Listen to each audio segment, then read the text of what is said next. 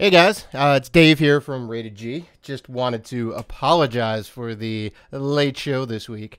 Had a lot of personal matters to take care of. You know, sometimes life gets in the way. But here we go. Brand new episode 118. You guys are going to love it, so enjoy. I don't remember any of it. You don't remember? For you, the day bison graced your village was the most important day of your life. But for me, it was Tuesday.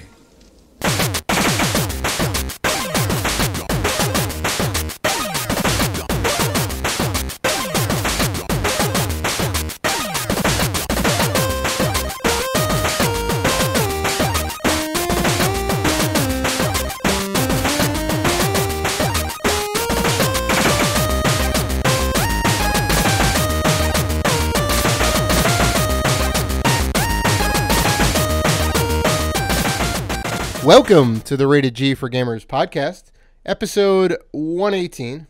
Just a reminder before we start that you can find us on Facebook, Twitter, Instagram, Google+, YouTube, and Vero at Rated G for Gamers. You can always email us at info@ratedgforgamers.com. We appreciate all the love. I'm your host, Dave Rotino. This is my co-host, Dan. Thank God it was sunny outside today. Robinson. What's going on, man? And just so you know, it was sunny, and I was a dumb person that had a sweater on. I don't know how you dealt with that. You woke up in the morning. It was cold yesterday. It was raining, and it was cold yesterday. Yeah, today is a new day, all right? It said it was going to rain today, and the sun came out. Yeah. That's why you gotta check the weather early and often, right? Figure out what the full day forecast is. Maybe carry an umbrella with you. Rocking a sweater. Get out of here. I had an umbrella. Why would I rock an umbrella? All right, people. It didn't rain. People not in the Northeast U.S. People not in New York. Today, Sunday, right? Today is what? Today's the 20th of May. People who do not live in the area. It was a legit 80 degrees out today. The sun was beating down. I had all my windows open. This man, Dan Robinson, walks out with a sweater and says, "You know what? F it. I'm going." Not only did I have a sweater on, it had a hood part. I had a hoodie. Oh my god. You were roasting inside of it. You must have lost a lot of weight sweating. I was sweating bullets, man. I was like, Jesus. Stupid weather, and it's going to rain tomorrow. I know. Weather, go back to 50 degrees. I know. Look, hey. I'll take a little day of reprieve. It's fine. You know, it's a good day to go out and go game shopping. So, you know, and get some pickups. It's garage sale season again, folks. You know, you got to get out there. Well, after the show, I'm going garage hunting, baby. I got to go back out there. Oh, you got something lined up? You got something lined up? I gotta go take my mind off things. You know. So on a serious note, you know, I know later on we'll get into, you know, the rigmarole as we always do, what we've been playing. I'm gonna let you know right now, haven't been playing much. I had a death in the family recently this week. Oh my god. Oh, sorry to hear, man. Thank you. You know, just when you lose someone, it's always tough. Even though this person was sick, I'm just happy that my aunt passed away. I was just happy that she's no longer suffering and she's in a better place. All right. So that's really all I can say. So I haven't really had time to play games. So I'm actually looking forward to going out and going game hunting. Get back in the swing of mind things. off things and whatnot, right? Say that again? Take your your mind off things, right? Well, you know, it just shows you how, you know, short life is, right? Tomorrow's not promised, so you should always do things that make you happy. Agreed. So, you know, it's been a tough week, but I'm ready to get back to start doing things to make me happy. So, yeah. So it's been like a tough month for both of us, man. But I will say this. The best thing that I got from PAX, the number one thing I got from PAX I've taken it with me everywhere, and it's like the best thing. Like I gotta say, I wasn't a believer. I am now a believer. I got this stupid fidget spinner from PAX, and I take it with me everywhere now. I love this thing. I don't know how I live without a fidget spinner. Oh, it's I don't crazy. even know Yeah, where no, we I have got this fidget spinner from. I have one on my desk at work, and I just spin it all the damn time. It's too good not to. And as a matter of fact, this is the second fidget spinner. Because remember the first one, you told me it was broken. I was like, what, broken? Oh, that's right. It wouldn't spin. I'm like, yeah, no, that thing is like legit. It's supposed to spin in the middle. I don't know how you got a broken one. I don't even know where I got this fidget spinner. I don't even Mm-hmm. recognize. I've been like fidgeting with it all the time. The logo is like all rubbed off, so I don't even know what this is for. Ooh, But I do love the fidget spinner. I do love that fidget spinner. right. Take it with me everywhere. I gotta say. Yeah, it's good Speaking- stuff, man.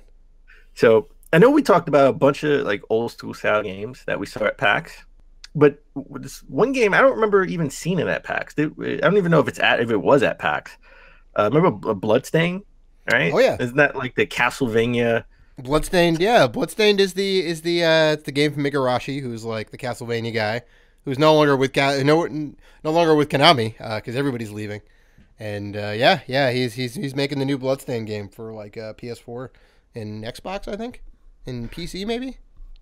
Yeah, and well, it's Switch and Vita too. Apparently. Well, the game that he's making is like Bloodstained Ritual of the Night. That's Right. the one that he's been like promoting since I think they kickstarted in like 2015. Yeah, it's been in production for a while, but it's still coming. It's still coming. I think it's slated for release 2018 according to their website. So hopefully maybe something at E3, right? No? Here's hoping, yeah. Here's hoping. But it looks like we're going to get a Bloodstained Curse of the Moon. So it's sort of like an 8-bit Castlevania-ish type game that should be coming out this year. Oh, This looks fantastic. actually this looks awesome. We're getting a lot of like 8-bit games, right? We got Shovel Knight. What was the game? The Messenger, right? Yeah, Messenger's a super Ninja Gaiden homage, super throwback. And now we're getting a Castlevania throwback. We get Bloodstained Curse of the Moon. Yeah, it looks awesome. Graphics look great. Soundtrack is awesome. I'm about this. I'm definitely gonna get it when it comes out. Well, if you pledged a particular amount, you should already have like the code. Like if you pledged a particular amount to Kickstarter. Right. You can just get it on Steam or something, I think. Yeah. Yeah, but this looks awesome. Price is like $10, I believe. Right. And it comes out May 24th. PS4, PlayStation Vita. Vita's still alive, baby. Xbox One, PC. It's a digital download. Yeah, we have a little story about the Vita in the news later, so So, Dave, I haven't been playing a lot of games. I've been just Donkey Kong, Tropical Freeze, I think is the last thing I played. Have you been playing any games? Of course, man. Still playing God of War, still in the middle of it. Making, progress here and there. And then I cracked open Zed Drifter, which I picked up at last year's PAX and never got around to playing. How's that? What kind of game is that? It is a Metroidvania. It's like a Mega Man Metroidvania type game. You play as this little space guy. You travel to these like 4 different planets. Oh yeah, I remember it. I Right? have this on the Vita. I got Yeah, this yeah. Unlimited Run. Yeah, it's got like super pixel graphics, and the game is awesome. Super tough, because when you die, you basically go back to the beginning. Unless Yeah, I you're at remember the boss that. room, then you can keep doing the boss over again till you beat the boss. But super cool. I saw the Super Beard Bros play this, and they were like all about it, and I'm like, yeah, I should really get around to playing this. And I spent about an hour or so today making some progress through it. So yeah, Nice. I'm digging it. I am digging it. It gets well. If you had to rate the game on a Dave scale, what would you give it Right now, right now? I give it like geez, I'd have to On say, the spot, Dave. Come on, we only do I'd have- things on the I'd spot. have to say it's fantastic. No way. You had to Yeah, think man. about that. No, Yeah, I'm man, not it's giving- fantastic. No. If it was Well- fantastic, you would have just said it's fantastic. Like you The had to scale think ain't about that it. granular. The scale ain't that granular. There's only 4 4. options. This is fantastic. Yeah, man. When I played it on the Vita, and I was like, it's okay. No, I like- loved it, man. I love it. I think it's great. The art style is great. The soundtrack's great. Gameplay is tight. Yeah. Nice. Mm-hmm. Oh, you know what? I forgot. I picked up Bayonetta 2, and I know, I got it. I picked it up. I did it. I told you. I told you would. I told you would. So, I did it. I did there pick you it go. up. You owe me a Shake Shack. I don't owe you a Shake Shack. I don't That's think we right. ever made a bet on that. Oh, we did. Let's go back in the archives, folks. The price went down. I bought it from Toys R Us. That don't count. Price went I down. got it from Yeah, Toys R Us. we never said what price it was at. I said just I wouldn't you pay would regular buy it. price for it. I know I said that. I said that. I don't know about that. I said I would never pay regular price for this game because I already beat it. There you go. Already welching on the bet. I see. I know I said I wouldn't pay $60, and I did not pay $60 for this game. I paid half of that. Well, hey, good on you. Good on you for taking advantage of the Toys R Us sales, because I haven't found anything good. Although, granted, I've only been to the one Toys R Us. So I've been playing. I played like the first level, sort of, right? You know, the tutorial, and then I played the first level. Just as good as the Wii U version. I'm probably not going to finish it. I say that now, and then watch me say, "Hey, guess what? I finished it." But I'm most likely not going to finish it. I mean, I love the game. I love the original game on the Wii U. Beat it, but I just wanted to see how it would run on the Switch. I was kind of curious about it. But I still love the game. I think that's sort of, I got to say, maybe the best game on the Wii U. So, wow. Yeah, I said it. I think it's the best game, number one game on the Wii U. Okay. You know, like, thinking about it, that's not that bold a claim, because there were not that many great games in the Wii U. Other than Mario Wii U, I think that's like the only other game I actually beat. Yes. I spent like hours trying to play and beat. Yeah, I think it's the best. I think it's the best game on the Wii U.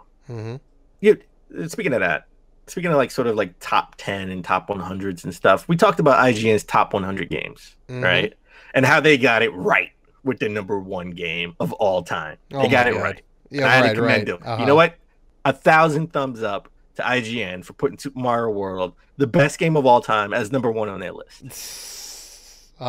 It's a good game, man. It's a good game. But now I got some issues with Game Informer. Okay, because they didn't put Super Mario World at number one. You know what? Yeah, you're damn right. They came out with their top 300 games. They always have to overdo it. 300 games. They could just do top 100, right? So they did top 300 games. I just want to go over the top 10. I'm not going to go through all 300. Right. Okay. So I got The Witcher Wild Hunt at number 10. At number 10, yeah. Do you think it deserves to be that high of all time, of all the games that come out in like it's 40 great, years? Man. That game is tight. It's got like all the DLC is free. The game itself was like 100 hours. It's crazy. It's a really good game. I definitely don't fault them for putting it that high. Second is Elder Scrolls V Skyrim. See, that's a game I have trouble with. Number 9, so it's over The Witcher. Yeah, I mean, I don't know. I have some problems with that game. I don't necessarily want to get into them, but I wouldn't put the Elder Scrolls that high. Wow, would you put Elder Scrolls maybe top 30? The Elder Scrolls is, I mean, everybody loves the Elder Scrolls. It's just not my jam. It's not my jam. Yeah, I have a lot of issues with it. The Elder Scrolls is like my Fable, right? Just oh my god! You really know how you get with Fable. I mean, it's not as bad as Fable, because Fable had some like big underlying problems, but the characters and the game world, it's just all I don't want to get into it. I don't want to do it. It shouldn't be number 9. You know what? We're not going to talk about that because I love Fable. Love is strong. I really like Fable. I'll put it that way. So that's fine. You can definitely like bad games if you want. We can agree that your taste is kind of weird. No. Fable is trash. I will take that to my grave. What? Fable's not trash. We're not going to get into this. We're not going to get into it right now. When was the last time you played Fable? Fable 2. Was Fable. Well, when was the last time you played that? All right, so number 8. We got Red Dead Redemption. I like Red Dead. Another fan favorite. That's Red Dead. I don't know if it's. I think it's too high. Got to be honest. 300 games of all time. That's kind of too high. Well, this is like 9, 10, and 8 are super huge open world games. So I see a little bit of a trend, you know. Number 7, I have a huge problem with being this high on the list. Call of Duty 4 Modern Warfare. I think it was the best one. I think it still is the best one. But of all, we're not ranking the best Call of Duty games. We're ranking the best games of all time. It was great, man. The multiplayer was tight. Great.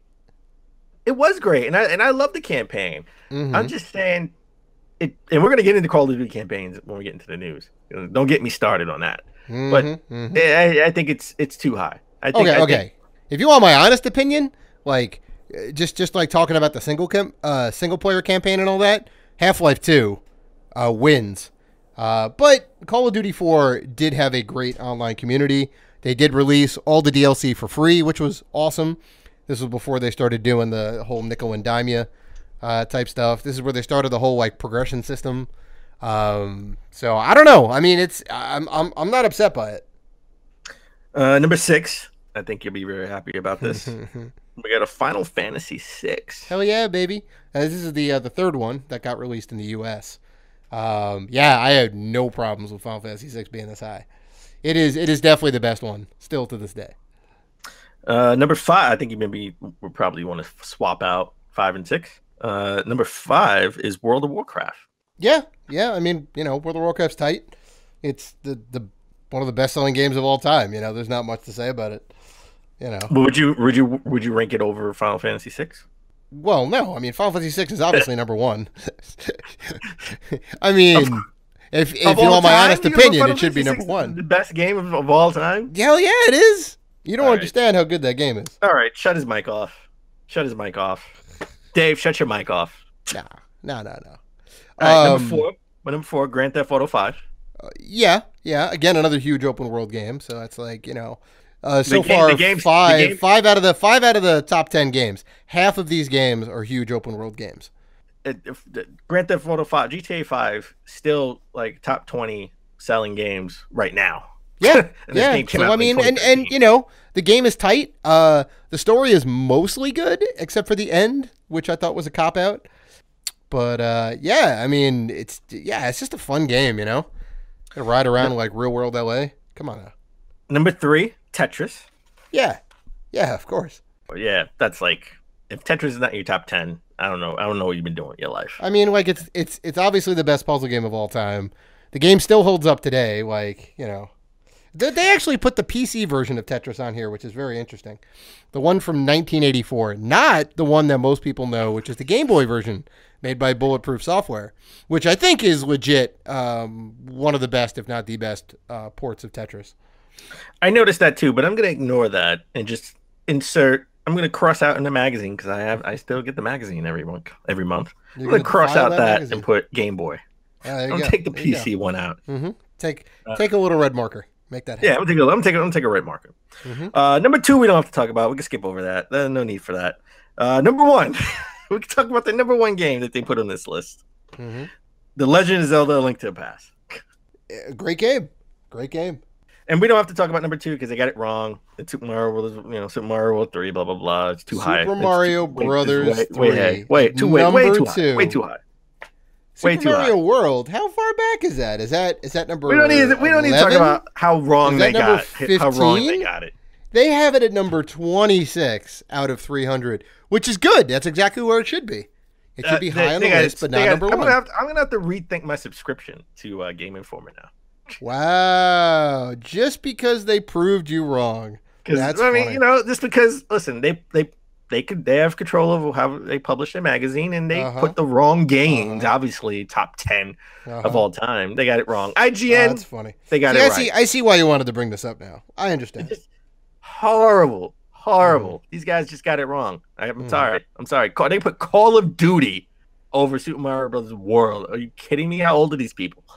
These must be youngins. This must be a bunch of young guys. Right. That have Tetris from 1984 as number 3. They can't be youngins. It's impossible. Yeah. They don't remember the Game Boy version. They put the PC version from '84. That makes no sense. Mm-hmm. So I just wanted to bring up how wrong they were and how now I have to rethink my subscription. I see. I'm gonna write a letter. Nobody writes. Dan Robinson, concerned citizen. I'm gonna write an email. Concerned gamer Dan Robinson. And hopefully they'll put me in the email section. People send mean emails. Right. I'm gonna send it. I'm gonna revise their 300 list for them. And don't worry, I'll keep Final Fantasy 6 in the top 100 somewhere. Oh, will you? Yeah. Wow. Yeah, just for you. Just for I don't you. need your pity. I don't need your consolation. Just for you. Hit the Dan Robinson inferior top 100. Oh, shut up. All right, so we talked about me playing Bayonetta 2 briefly, but I got that Bayonetta from Toys R Us. Right. Didn't pay full price as I told you before. I also picked up Fire Emblem Warriors Very for nice. the Switch. Another kind of Warriors, Dynasty Warrior style hack and slash. Yeah. Yeah, I mean Hyrule Warriors. That should be coming in the mail. I pre-ordered that. Hopefully, I'll have that by tomorrow. I love my Warriors games, my hack and slashers. I don't know. I gotta say, I didn't pay for it. I don't even know if I should say that. I was at Toys R Us. So what do you do when you're at Toys R Us? All the games are behind a glass case. They're selling the glass cases for $150, by the way. There you if go. You're looking for Get them glass now. cases. Toys R Us is selling them. What they do is when you want a game, somebody has to go open it up. They get all the games you want, and they take it to the register for you. So you have to wait in line. So I waited in this long line. Got there. The lady's asking me, she's like, "When's your birthday?" And I'm like, "Does it matter? You guys are going out of business. What are you going to get me a credit?" Just hit skip. But I was like, my birthday's coming up, and then we started talking about birthday. Her birthday is like the day before mine, and I didn't realize it at the time. When she rung me up, I was like, "Wow, this is even cheaper than I thought it was gonna be." And I got home and I looked and I was like, "Oh, she didn't ring up Fire Emblem Warriors for the Switch." She was talking and she forgot to ring it up. She only rung up. And what are you going to do? Because they're going out of business. By the time you go back, they're not going to be there. I mean, why would I go back? Well, I know exactly. I mean, I picked up Rayman Legends for the Wii U. So she rung that. She rung that up. She rung Bayonetta 2 up. But she didn't ring Fire Emblem's Warriors for the Switch. So I was like, because it threw me off when I saw the price. I was like, maybe I got a birthday discount. It's coming up soon. So they gave me an extra discount. So I got Fire Emblem Warriors for the Switch for free. Believe it or not, I never owned Excite Bike for an NES. I never owned that. Sure. Excite Bike's great game, man. Great game. You can make your own tracks in there, which was awesome. Well, I suck at the game. I played it as a kid. I never really liked it. I sucked it. We even tried to play it when we went to Portland Retro Game Expo. We played it in an arcade game or in an arcade. You remember? Yeah, I do. It was great. They had that sit down kind of. It wasn't quite flat top. Like it had like an angle to it, but you could like kind of play like head to head with somebody. It was really cool. Yeah, I suck at that game. Well, maybe I'm just out of practice. So I picked up Excite Bike for N64 and the original Excite Bike for NES. I got Bomberman Saturn for the Japanese version though. It's less expensive. And Contra. I got Contra for the Sega Genesis. I think that was the only Contra game that came out for the Genesis, right? Yes. Yeah. They just had the one. It was really, really bad. I didn't pay that much for it because it was like the label's in really bad shape. But you know what? It needs a good home. Right? I'll take care of it. Well, the game is great, man. I mean, let me tell you. So remember I told you a couple of weeks ago, someone stole my magazines. I spent a good money on a bunch of magazines, and someone from the post office stole them. So I had to go buy some I went and bought 40 magazines. I got like 20 PSM magazines and 20 old school Game Informer magazines from the early 2000s. Nice. So had to re-up that. I know you don't want to collect magazines. I know it's something else you collect, and you don't have just a lot of room, man. It's not enough room for everything. I know, but I like to have those magazines because I like to go through them to see if there's any games that I missed. Sure. Right? I mean, they're cool. They're certainly cool. They're fun to go back through and, see the old ads and whatnot. But, yeah, I can't go down that road. Makes me feel like a kid again, I got to tell you. So, you any good pickups this week? I got some pickups. I wouldn't necessarily call them good pickups. I have a short list of pickups this week. Madden 08 for the PS2 for, like, nothing. And Harry Potter, I wrote down Order of the Phoenix. I took a look. It's actually Goblet of Fire. I get those two confused. But the PC version of that, which was kind of nice. So, yeah, that's it. That's a small amount of pickups this week. The Goodwill is getting ridiculous over by me. I saw some PS3 games going for like $15. Like commons. Like Call of Duty. $15. ridiculous. You got another gamer grief now? You want to put them back? No, it's the same gamer grief. Like, Goodwill's just like getting out of hand. I know they got to make money, but come on, you got to offer fair prices. Like, these games have been sitting there for like weeks now. They have a bin. They have a bin filled with video games, right? Which is unheard of. They usually never have that many. They have a bin filled with video games. Nobody is buying them, right? That's the whole thing. They're just like sitting there. Like, the last time I went in there, which was Saturday, they had 2 Xbox 360s, which was interesting. But somebody was already buying the only one that worked. The other one was a Red Ring of Death, apparently. So he was already like on that. I'm like, all right, do you? You can have it. So yeah, besides that, there was nothing worth getting there. Yeah, but you say that. Maybe no one's buying them because maybe they're all empty. Because you know how people steal at the Goodwill. No. Because well, I mean, you would think that these were all behind the counter. You know. Okay. Yeah. So they were definitely the games in there. Funny because like I went over to the loose CD and DVD section or whatever, and they had Namco's like 25th anniversary or whatever, and then I looked at the back and they were like $10 they wanted for the game. I'm like, get out of here. And I opened it up and they had 2 other games that weren't the Namco game in there, like Teen Titans and something else, and I'm like, that's also not worth it, even though there's like 2 games in there. So. Yeah, I don't know, man. Teen Titans for a game. Was it a Game Boy? No. It was GameCube. If it was GameCube, Teen Titans is worth about $10. But it was just the game by itself. Just the game. You know? Okay, I don't know. That sucks. Yeah. The case was the Namco case, so what are you gonna do? Why would they? That's so weird that they would put it in. Some of them just slip out the Goodwill in Brooklyn it's gotten ridiculous. You Goodwill everywhere, man. I mean, I don't think it's any better in Queens, is it? A little better. It's a little better in Queens. I mean, I can only speak for this one particular Goodwill that's kind of out of order. You know, I gotta say, I've never really found anything at that Goodwill. I mean, I did. Oh, I found a lot of good stuff at that Goodwill. Get out of here! No, I found a lot of good stuff because that's the one I always go to. Now it's starting to get like picked over like crazy. Well, now nobody's buying anything because the prices are so high. But and they're just gonna sit there until they drop those prices. Exactly. They're gonna be biting themselves in the ass. But that's on them. That's on them. All right. So why don't we take a break, and when we come back, we'll get into the top 10 gaming news of last week. Mm-hmm. And in our convo of the week, we discuss new IP or sequels to existing franchises.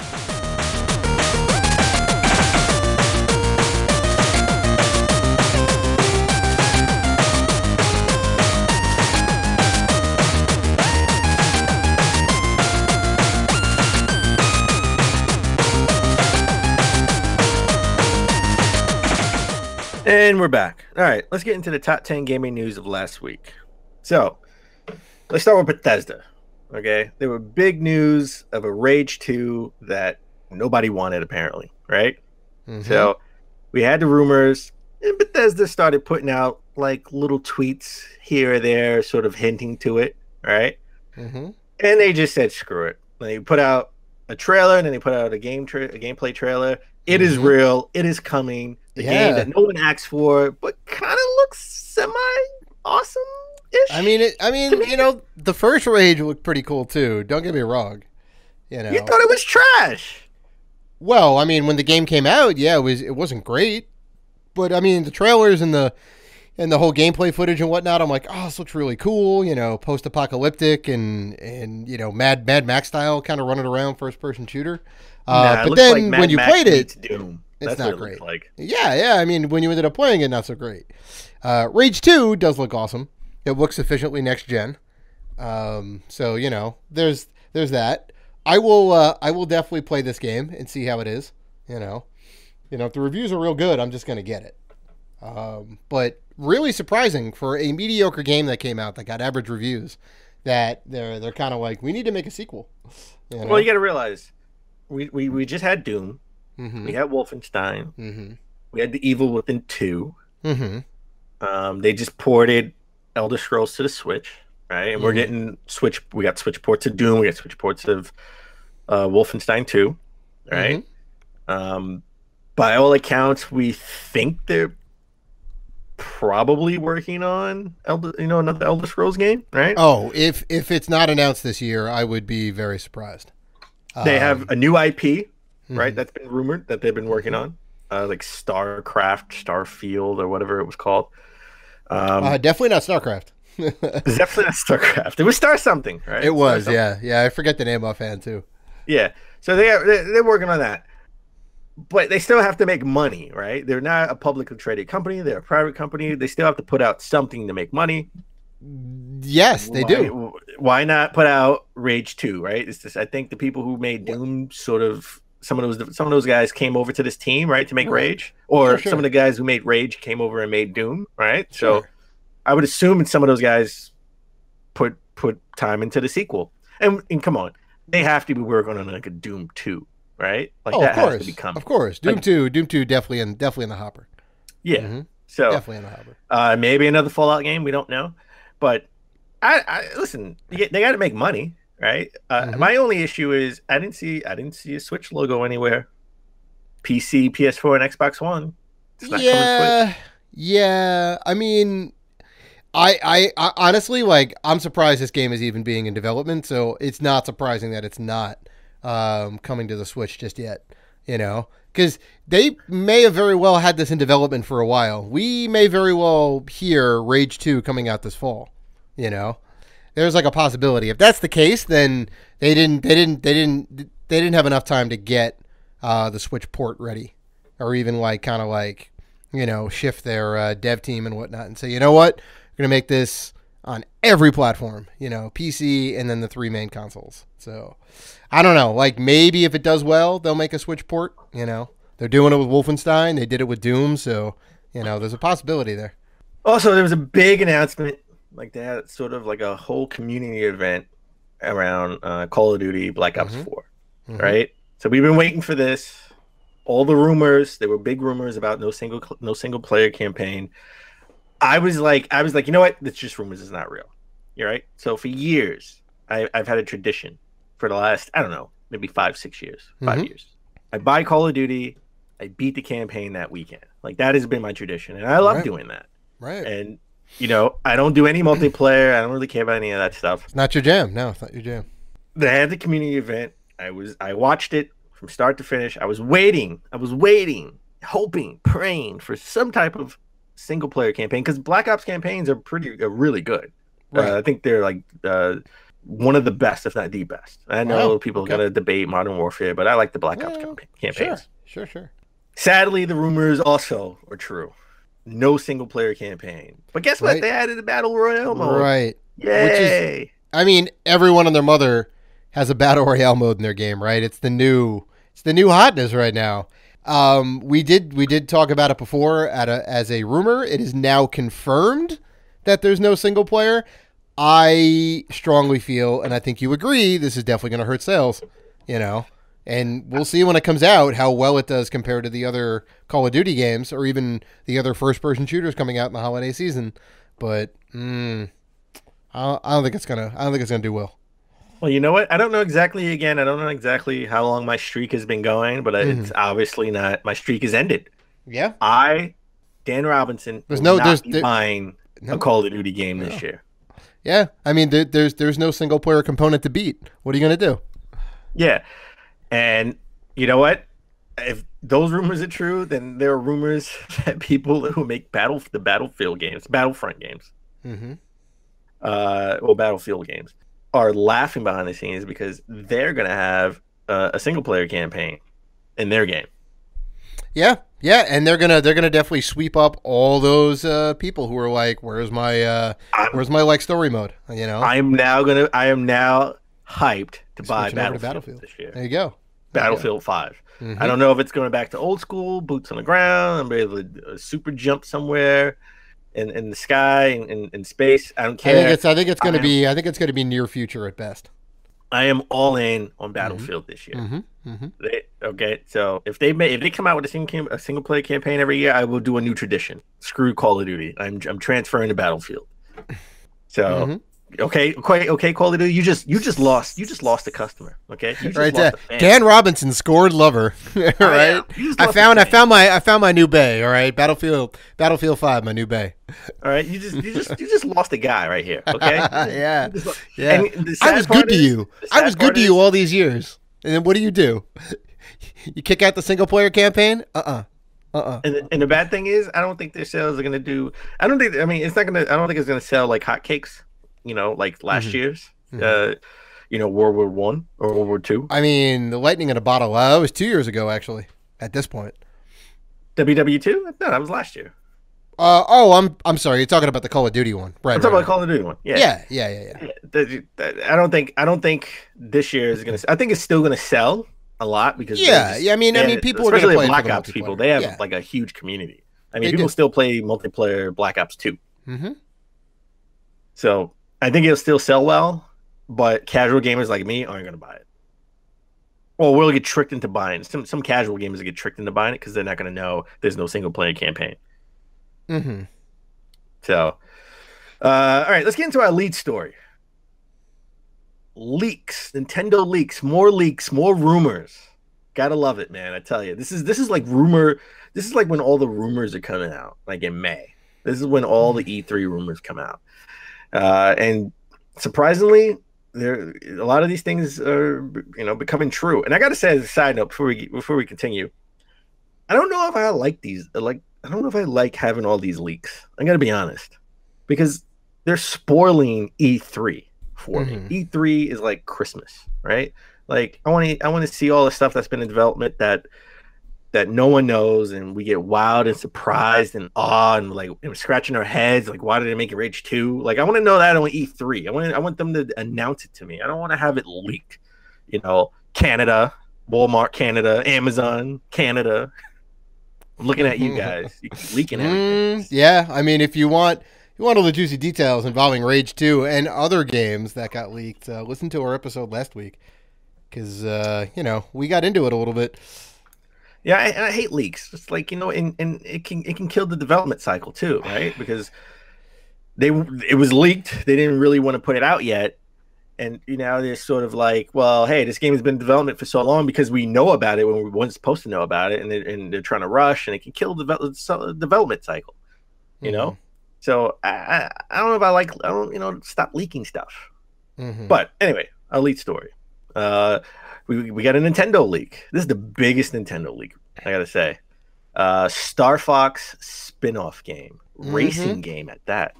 Yeah, it's interesting that they would do that. I'm intrigued. I kind of hope this is going to be a thing. It could be kind of cool. It was not just a Star Fox racing game. It's made by Retro.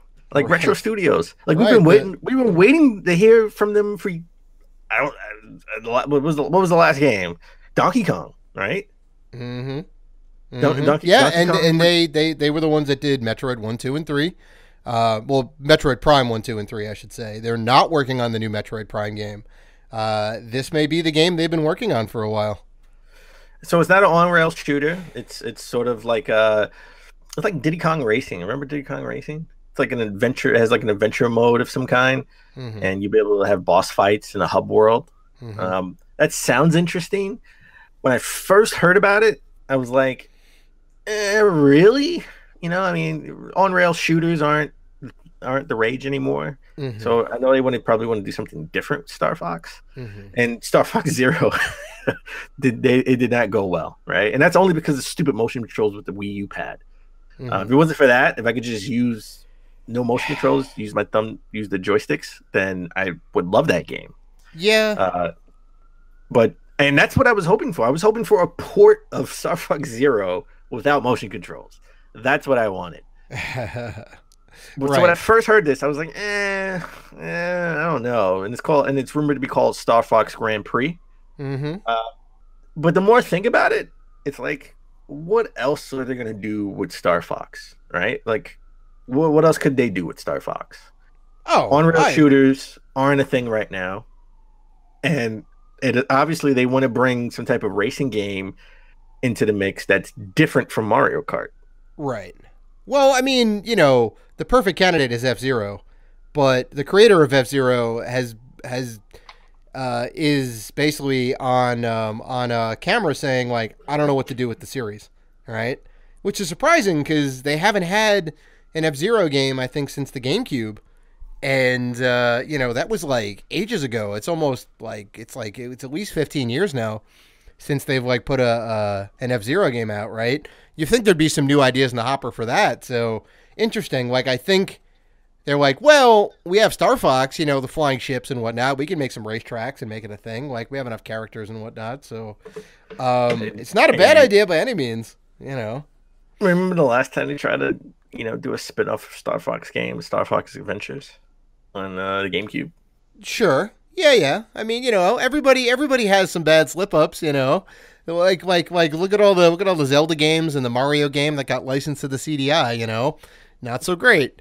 Look at all the Mario Party spin-offs, like the one that Namco had, and I think even like Crash Bandicoot may have even had one, like just all sorts of ridiculousness, Sometimes you put a bad game out there, I didn't think Star Fox Adventure was that bad. It's just people didn't want Star Fox Zelda. Right. It was too much of a turn. I'm okay. You know what? And more I thought about this, I was like, I'm okay with this. This is something different, right? Yeah. Like Star Fox. I still think they may port Star Fox Zero to the Switch. Maybe they'll be like, hey, if you buy this game, you can as a download, you'll be able to download Star Fox Zero. Wow, you really want to see Star Fox Zero? I mean, I like okay. The game. I just hated the motion controls. Right. No, I'm fine. I'm fine if they end up not porting Star Fox Zero. I'm okay with that. With that. But all the rumors prior. Oh, first of all, it's not confirmed, but a lot of outlets are saying they heard a lot of rumblings about a Star Fox racing game over the last few months, but they couldn't say anything. So now that it's out, everyone's coming out of the woodwork saying, yeah, we heard the same rumor for a long time. So by all accounts, this seems like it will be real. Right. And it seems like we're going to hear this at E3. So I am sort of excited for that. Prior to this, there were rumors about Retro making sort of a horror type game for the Switch. But the new rumor now is that the second game that they were in development with for Switch is that game has been canceled. So it wasn't working, things weren't working out, and sort of Nintendo pulled the plug on it. That's interesting. Like, I guess we don't really know what the game is, right? Or what the game could have been. No, I mean, it's a rumored second game that they were in development. They were developing two games, Star Fox Grand Prix and a mystery game. Right. Prior, again, I think we talked about it like months ago about like Retro making sort of like a horror game. That was the rumor, that they're making sort of a horror game for the Switch. But it seems like that game, again, has been canceled. It wasn't development wasn't going well on that project. Right. Yeah, so, I mean, sometimes you got to cut your losses and just kind of say, you know what, let's just put this game to bed, and then we'll get you something else to work on. What would you want Retro to be working on? Personally, I want Retro to be working on Metroid, honestly, but we have a whole new team doing that, so maybe I can do Kid Icarus game. I want one of those real bad. Like kick that up, make that happen. Okay, get awesome. No Kid Icarus Racing. You want a Kid Icarus Racing? Kid Icarus Racing? No, that just doesn't make any sense. I want like an actual Kid Icarus game. I want like a full on 3D realized world running around like with all like the mythological creatures. Yeah, make it like big. Make it like a Mario Odyssey game, but with Pit. That's what I want. Wow. I want Retro Studios to work on that game. I really hope they weren't working on a Kid Icarus game that wasn't going well, and then it just got canceled. That would suck too, right? But I mean, what type of horror? I mean, I think again we talked about this a while ago. What type of horror game could they be making for the Switch? Like survival horror games, sort of like Resident Evil style. Sure, that would be a super mature type game, right? Well, I mean, any like horror game in general is going to have an M rating on there. You know, there's no way about it. You know, whatever like mechanics you put in there, at best it would be a teen rating. You know, which would be a little bit surprising, but. Well, you'll be all about it because you love spooky games. I hate spooky games. I mean, you know, I can definitely hang. You know, I played all of Resident Evil 7 with the headset on, so you know, there's that. I give you credit for that. You beat that game in VR, so that's impressive. Mm-hmm. Yeah, man. Yeah, man. There were chainsaws that came out my head, and I hate chainsaws. You have a chainsaw phobia. This is why I give you credit. You have a chainsaw phobia. And I made it through that whole entire game because I'm dedicated. Okay. All right, Mr. Dedicated. Mm-hmm. Okay, Mr. Dedicated. Thank you. Anyway, thank you. Nintendo's also in the news because they renewed a bunch of trademarks. Mm-hmm. Now, this could be nothing, or this could be something. I don't know. I mean, they renewed Super Smash Brothers, right? Super Smash Bros. If you're going to get, right. You know, we all know 5 is coming out, and we all know 5 is coming out very soon. So, Star Fox, right? F-Zero, Pikmin, interesting. Yoshi's Island, Sin and Punishment, which was a pretty good game on the Wii. Yeah, weird that they're it's so weird that they're renewing trademark on that. Right. Nintendogs, don't know why they're doing that. Nintendogs make sense either on the 3DS or like the Switch. Like kids will buy it. For sure. Yeah, that's true. Nintendogs was a phenomenon, right? Everyone had their little virtual. It's definitely not for us, but you know. Not for us, by us, FUBU. Yeah, exactly. Link's crossbow training. Everyone loves that. I own that game too. Yeah, that's very interesting. And a bunch of Wii stuff. Wii Fit, Wii Music, Wii Play, and Wii Sports. So none of this necessarily means that they're going to be doing anything with these properties, right? This just means that they're re-upping on the trademark because that trademark that expires, right? Trademarks expire. Okay. If you're not doing, you have to prove that you're using that name for something to trademark it. Now, this could be nothing as far as like a new game, but this could be maybe in-game trophies, right? Or maybe they're looking to port some of these games in the eShop from old platforms like the Wii Music, Wii Fit, Wii Play, Wii Sports, right? So they could be porting this stuff over. This could be trophies, where hey, we're putting a trophy in a game, or their version of trophies, right? We don't know what that would be. I hope they have some type of achievements. That's one thing that I hope we hear at E3. So. This could be nothing, but we already know we're getting a new Super Smash Bros. Game, right? But but the logo that they're the trademarking could just be something that they could be porting, or companies always renew trademarks all the time because if you don't, someone can snatch it up. So and that's that's kind of the last thing they want to have happen. So and look, GoldenEye, right? Nintendo's trademark on GoldenEye ends, I think, this year, right? And we talked about it we definitely talked about this on the show, where, hey, if the trademark's up, Microsoft can do something with it. They can get the trademark and do something and bring it. And since they own Rare, they could put out a GoldenEye game. They could, which would be great, right? So, well, yeah, I mean, they did do that a couple years ago. It was unofficial. No, it was very official. They made a GoldenEye Reloaded. Oh yeah, I remember that. Yeah. So that actually came out. They weren't able to use Pierce Brosnan's likeness because he wasn't the current Bond, and that's what the contract states, I guess. So they had to use Daniel Craig, which was a little interesting. And the game was okay. The game was okay. And listen, I love Pierce Brosnan was like the best Bond in my eyes when I was a kid, but Daniel Craig by far the best Bond right now in my eyes. And he's playing it one more time, and then he's hanging it up. Yeah. So I think it's coming out in 2020, if I'm not mistaken. That will be his last Bond movie, and that's Bond 25 too. Right. Yeah. So it's crazy. We'll be remiss if we didn't talk about the Pokemon leaks. Oh boy, the Pokemon leaks. Everyone's going nuts over this. I am not all too familiar with what's going on. We do know there is a new Pokemon game coming out this year, they said.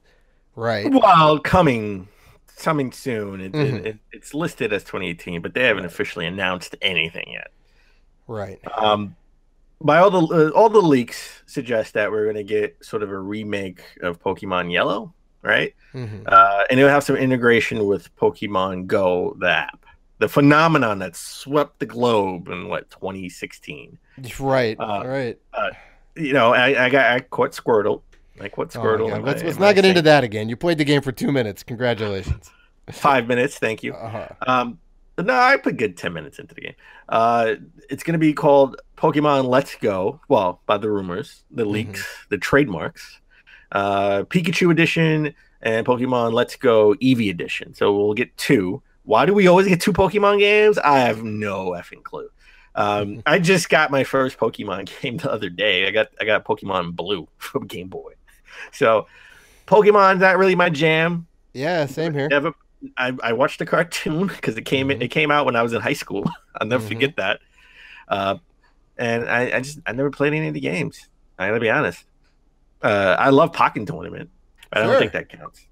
I mean, it's a different kind of game. It's a fighting game with the Pokemon. It's different.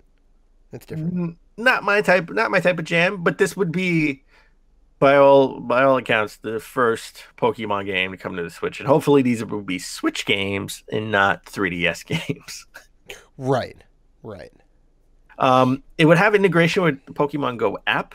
Hmm. Have no idea how that's going to work. Am I going to throw a Joy-Con to catch a to catch a Pokemon? First of all, the Switch doesn't have GPS, so you can't go out and just catch random Pokemon in the world. I With the think Switch. I think maybe the phone app would interact with the Switch, right? Because they have the app which does the voice chat and all that already, right? So it wouldn't be too hard for them to kind of put something together where like, oh, well, when you're in the game at this point, and then you can kind of transmit data to your account, which then you go into the Pokemon Go app, and then like you go, oh, you've unlocked this thing, right? And you get some kind of like crossplay bonus or something maybe. As to what that would actually be, who knows? But like, I feel like it'd be something like that, as opposed to like catching Pokemon with your Switch, right? Because like as you say, like there is no like GPS in the system, so how would you be able to do that? It would be interesting how they would want to integrate they're gonna integrate the app. Oh my god. Nintendo, we don't want to use our phones and the Switch. We just want to use the Well, Switch. I mean, to be fair, they are two separate games, Well, okay. How about this?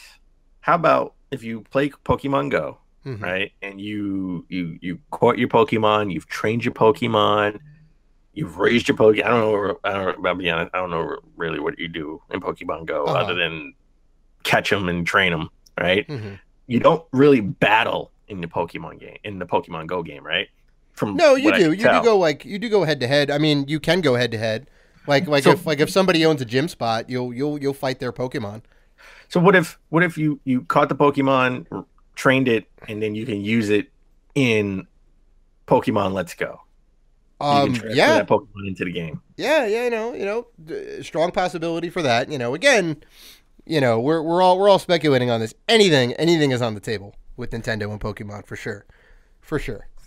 All right, I can see that. That would be pretty cool. Right. That would be a pretty cool like integration with the phone Right. app. I can see. I mean, like the thing that we do know for sure is that it's a core game coming to the Switch, right? Which means it's going to be in the vein of like Red and Blue and Yellow and Sapphire and Omega Red and whatever else. It's just going to be like those games. So it'll have 150 Pokemon of whatever generation, whatever the newest generation is. It'll have all the latest mechanics for it. You'll grind the stuff out, and now possibly going to have integration with the Pokemon Go app. So, we'll see. I mean, we're definitely going to get info at E3 about this. We're going to get all the juicy details because it's potentially coming this year. Yeah. All right. Let's put out the RIPs. Rest in peace. Let's give our condolences to the Vita. Take it out back and Okay. shoot it. No, you're horrible. You're a horrible person. No, the Vita is still alive. Is it? Okay? Well, they're not making it's any on more li- physical games. I mean, it's on that's life the news. support. It's on That's life the support. news. Damn it. No more physical games. At least Sony is ending production of these physical games, right? Limited Sony, Run, I think, is still Sony, holding the Sony's candle. ending production of the Vita game cart at the end of the fiscal year, which is Right. March 31st, 2019. Right. Okay. They're still putting out digital games. Oh, they're only ending production on North American production of the game carts. They will still be producing carts for Japan. Mm-hmm. So if you want anything after March of next year, you're going to have to get it imported.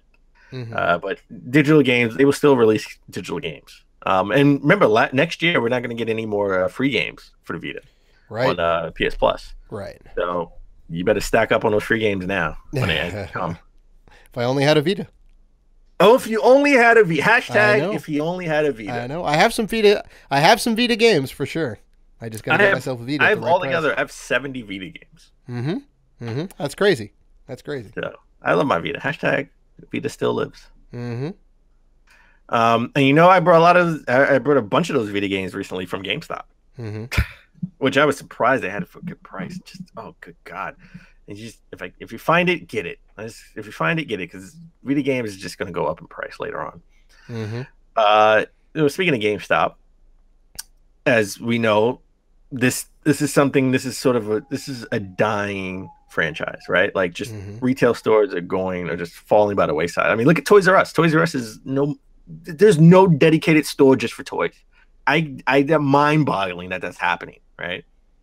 And everyone predicts doom and gloom for GameStop. And this doesn't help. GameStop CEO recently resigned after 3 months on the job. Mm-hmm. But he sort of states personal reasons for the reason why he's resigning. They're not getting into any reasons why. They're just leaving it at personal reasons. Yeah. I mean, it makes sense for them not to put those details out.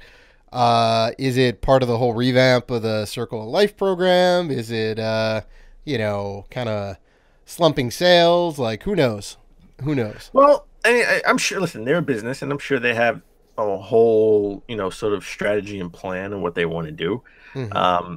Losing your CEO after 3 months on a job, it's sort of that would disrupt that plan, right? Because it's his vision. He has to see it through. Mm-hmm. And again, he was with the company for like 16 years, right? He was a 16-year veteran at GameStop. Mm-hmm. But one of the co-founders will step in for interim. It's like an interim CEO until they name a successor. The last CEO stepped down back in 2017, but he had health issues, and he recently died back in March. Right. So, listen, I don't want to see. I'll be honest. I don't want to see GameStop go. Really? And we did a whole episode, a whole convo of the week on what we would do to change GameStop and save it. Right. I would be. I mean, like, yeah. It sucks for. It sucks for physical, stores to go away and this and that and whatnot. But I'm not fond of GameStop, really. Like they have some great employees, sure, and whatnot. But the practices and everything I do from like a top down level, I don't support it. Like we've talked about them a ton, where they'll try and push pre-owned over brand new, even when the pre-owned games can be more money than the brand new ones because they didn't update the sale price tags for like whatever reason, and it just like kind of all like that shitty stuff that they do, which I'm perfectly fine with them going away, right? They can't adapt, they need to change with the times and whatnot, and they've certainly been trying, but I honestly don't think they're going to be around in a couple of years, because everything's just going to be Amazon at that point. I don't want to see them go. Why? I can do GameStop. It's something about going to GameStop and looking at games and talking to people, right? Like I love talking to the guys at GameStop. Sure. Oh, certain GameStops, not all. Well, that's what I mean. You got to find the place with the good employees. Sure. And I like looking at the shelves, going through the games. I have no idea what this game is. I've never seen this game. I've never heard of this game. right? Like it's something about actually going to the store to see things. And then when they have sales, I don't know. I don't want to see GameStop go away. I mean, I don't want to see Toys R Us go away either. But now that they're going away, I get discounts on all the games. Right. Or I just get it for free in some cases. Right, or that too. Yeah. All right, let's talk about Xbox. We already talked about, and everyone's talking about how Xbox they're lacking sort of first party games, right? Like they're just lacking. I posted a picture on Instagram with the 3 main games for each system, right? First party games for each system, and it was hard to pick Xbox. The 3 main games for Xbox One this generation. I mean, other than Gears of War 4 and Halo, I put Sea of Thieves in there just as like I had nothing else. Right. Like what else? What other first party games are coming out? They shut down. They canceled the rumored Fable game, and they, by all accounts, shut down that game Scalebound that people liked, sort of like like a Dragon RPG ish type game. But did they stop? They stopped that studio with Platinum for making Scalebound, but are they still sort of developing Scalebound in the background? Did they give it to another studio? Because they own the IP. They didn't own that. I don't think they own the assets in the game, but they own the IP. So why do we think this? Well, someone looked at Microsoft's page and said, "Hey, Scalebound is still up. The page is still up. Is this a mistake?" And Aaron Greenberg of Microsoft, of Xbox, he sort of tweeted out, "This is a very old hidden page, not active or searchable in the store, but thanks for flagging it. We'll have a team follow up." I mean, this happens all the time. Like it's down in there deep. Like we don't know if somebody used their search and came up with it, or it came up through like Google search, or if he was just kind of poking around and put scalebound.html into the little browser tab. Who knows? Like depending on how he came across it, there's a chance that they still may be working on it. Because usually what you do in this case is you unpublish the page.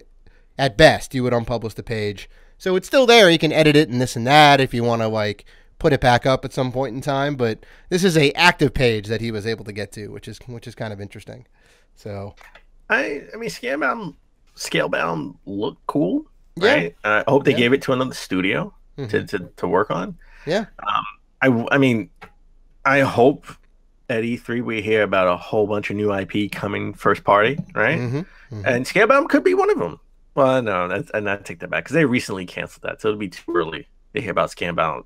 Hear about that game. They may have a new developer on it and whatnot, but I think you may be right. I think it may be a little too early. Maybe too early. I mean, listen, we still haven't gotten Crackdown 3. Right.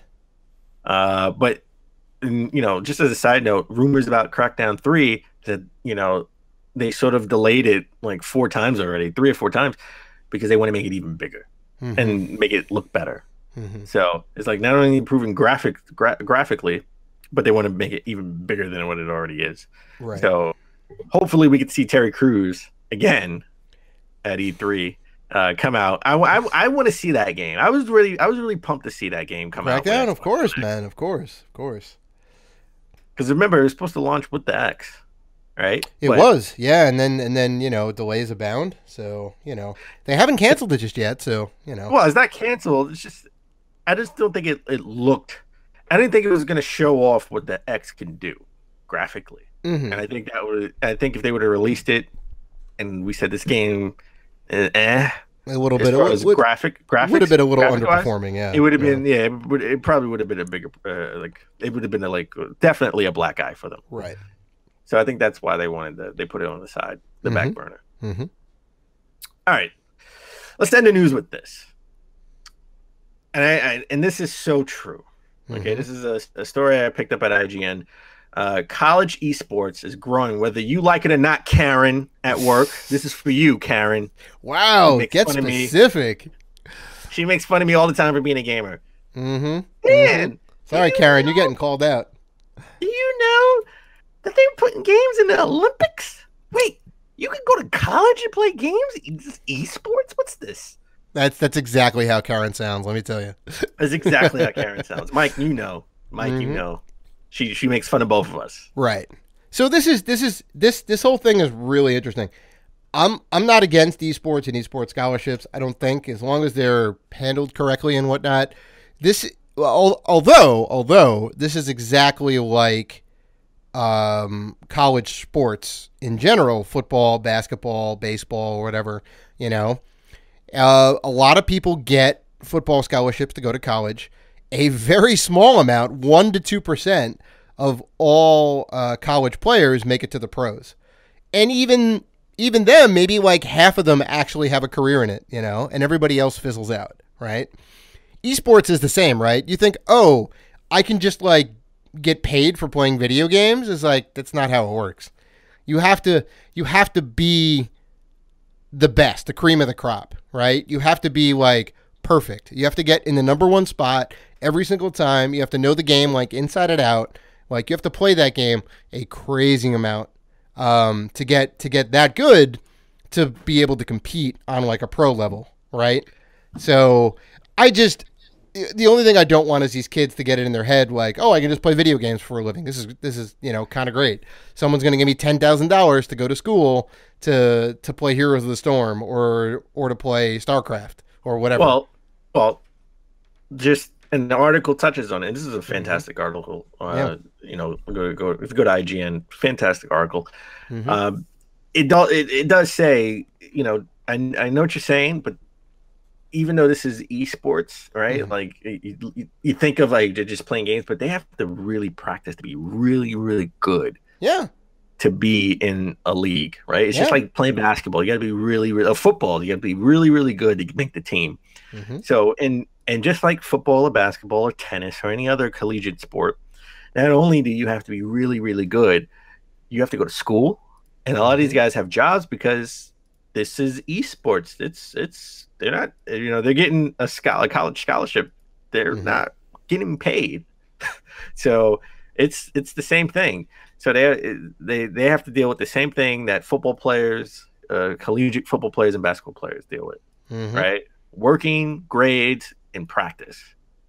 So and esports is just going to get bigger. I mean, it's going to be in the Olympics. It's they're definitely making that push. They're making a push to be it's going to be in the Olympics.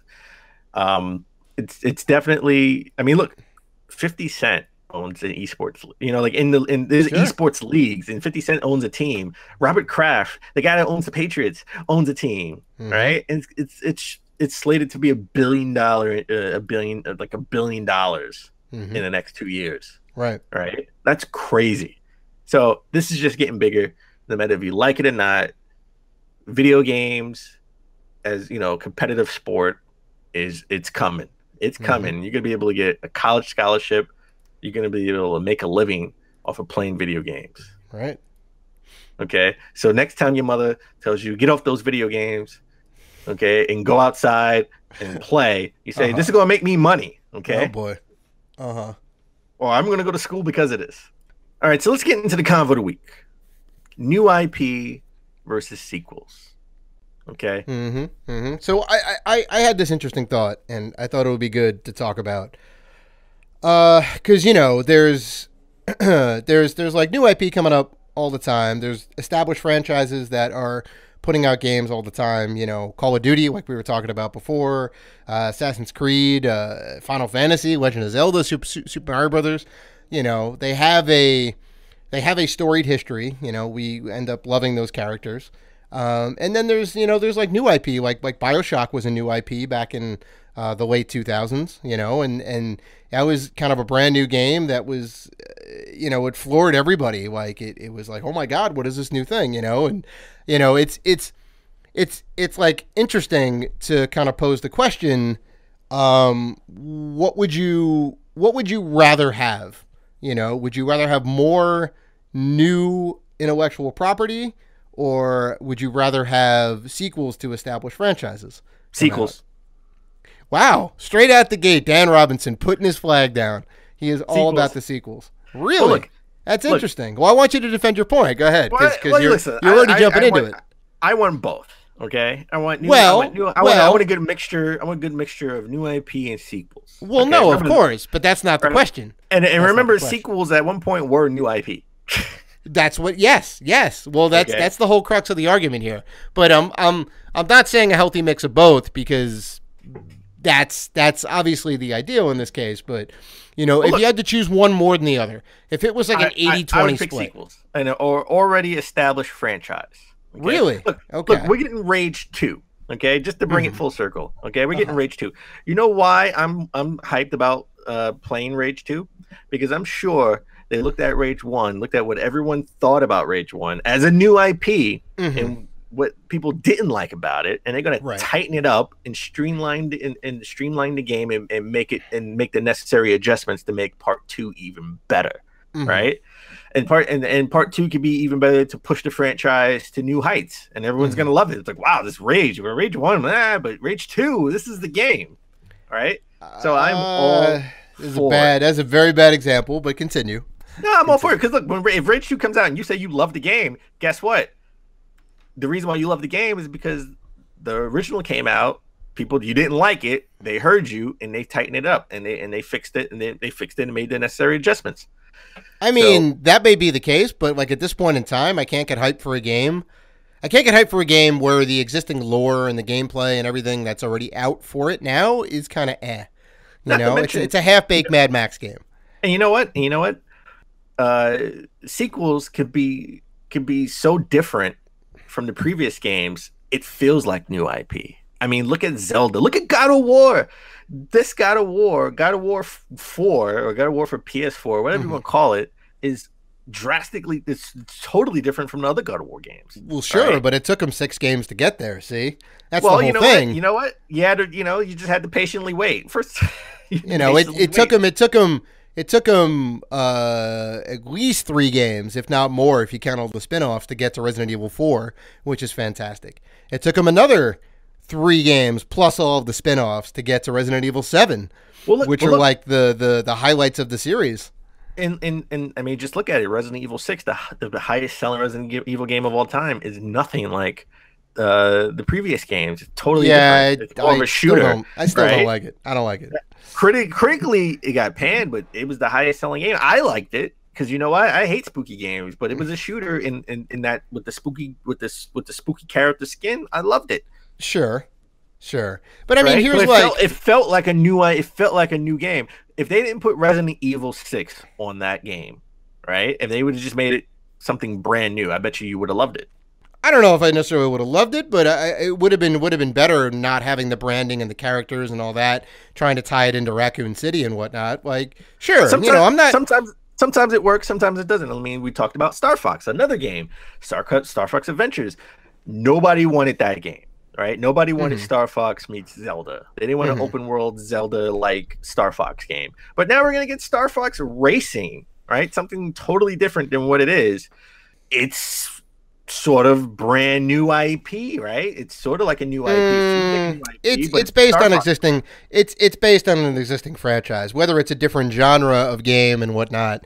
I mean, you could maybe make an argument for that, sure, but I mean, I'm just gonna say, like, Super Mario Brothers was at one point in time an original game. God of War at one time was an original game. BioShock, the best one in the series, is definitely the first one. If the studio said, you know what, we're gonna actually do some contract work and we're gonna put out the next Call of Duty game, everyone would have been like, okay, But you get this BioShock game that's like brand new setting, crazy like game mechanics, like one of the best twists in gaming history, like came out of a new IP, and that's something you can't really discount. Look at Horizon Zero Dawn. Brand new IP, that game is fantastic out the gate. I definitely hear what you're saying, because you like the previous game, you want more of it, right? Like, give me more levels, give me more better graphics. Give me more Uncharted, right? Like, sure. I love Uncharted. I want to see more sequels. Sure. I love Gears of War. Uncharted is great. Uncharted is great, but Uncharted just could have been the sequels to Tomb Raider. that were going downhill at the time when Uncharted decided to come out. But they said, you know what, we're going to do the male version of Tomb Raider, and we're going to have a guy go on these journeys and whatnot, and we're going to kind of revamp that whole structure to the game. And now they have like a great franchise. Well, look, look at Mario. Would you not want them to make Mario 3? Right? That's a sequel. I mean, you know, love Mario 3, but according to your logic, you know what? Just keep the OG Mario. It's tough because you do get those pinnacles, you do get those like touchstones in the series that are fantastic. Mario 3, Mario World, great. Odyssey, great, one of the best Marios. Breath of the Wild, you're right. Breath of the Wild is one of the I think now my favorite Zelda game. You know, so it's hard to say. But I still think I'd rather see, if it was an 80-20 split, I'd rather see new IP come out. I'd rather see new games, right? Well, listen, I want to see new IP too, right? Like we talk about it with Xbox. I want Xbox to bring out some new ideas, fresh ideas from first party studios. Create more, like what is the defining game of this generation for Xbox, right? Like every generation needs that defining new IP, right? I mean, look at The Last of Us, right? When The Last of Us came out, that was at the end of PS3's life cycle, and it was fantastic. Got tens across the board. Everyone loved it. Yeah. Right? But to my point, everyone's clamoring for the sequel. Everybody wants Last of Us Part 2. And that's why, I think new IP and sequels, like, we got to have a good mixture of both, right? You want something brand new and fresh, but then and then when that's something brand new and fresh, you love it. You want to see them, tighten it up, fix everything you hated, and you're excited for the new one that's going to come out. Well, yeah, I mean, it kind of depends on the type of game, right? Because like, you can kind of bring this into movies, right? Like, I will go ahead and bring The Matrix up, right? The first Matrix works as its own movie, right? It has a beginning, a middle, and an end. They resolve all the story plot and all that. Like everything just gets resolved at the end. Everyone's happy at the end. It's a great movie. It's solid. It's tight. And then they went and made some extra 2 other movies, right, to add on to the universe and expand it out and this and that. And they weren't that great. It was a nice tight thing. Standalone. I disagree. I wanted to see him be Superman. Right, but which is the best one of the series? To me, too. I hated the ending. No. The ending sucked. I think the ending sucked. What? There you go. The first movie had a great ending. There's nothing wrong with the first movie. It was monumental, groundbreaking for its time. So I would say like BioShock is the same way. There's a trilogy about now a quadrilogy coming, but there's three BioShock games out, and the first one start to finish covers everything. Right? Let me ask you a question. Yeah. Blade 1 or Blade 2? Blade 2 is an exception, but it is a very rare exception. It is a very rare exception where the sequel is better than the original. It is, because how many other movies can you name that the sequel is better than the original? Well, we didn't do research for movies. I'm just saying. Like, what's that? Avengers 3. No, the first Avengers is the best one. No. Yeah, man, it's tight. I think Avengers 3 is better than the first one. Oh, get out of here. I love the build-up. I love the build-up to, one always has the build-up, right? Like, you're chasing. The Matrix, doesn't know he's Superman, and he has to chase to get to be Superman. Avengers, they all have to chase to build up to come together. Listen, I love the build up, but I want to see them be Superman. I want to see the second one where they're already established, and now they get to flex their muscles and do what they do best. Right. I don't want to see them build up to it. I want to see them use it. Spoken like a true fan right here. Spoken like a true fan. But I think we both agree there needs to be a good mix of new IP and sequels. Of course. Yeah. So I think that about closes out our convo of the week. We want to thank you guys for listening, for sticking with us, and being the good, awesome fans that you guys are.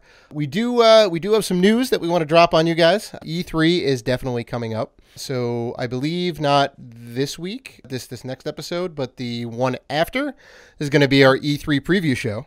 Episode 120. Episode 120 with special guest, a cartridge gamer of Instagram and YouTube fame. So stay tuned for that. And we also will be doing our 3 days of E3 coverage. So look forward to that too. We're going to go over all of the convention news, all of the juicy stuff there. So that should be good. So if you want to interact with us, you can find us on Facebook, Twitter, Instagram, Google+, YouTube, and Vero at Rated G for Gamers. You can always email us at info@ratedgforgamers.com. So please like, listen, subscribe, and as always, keep gaming.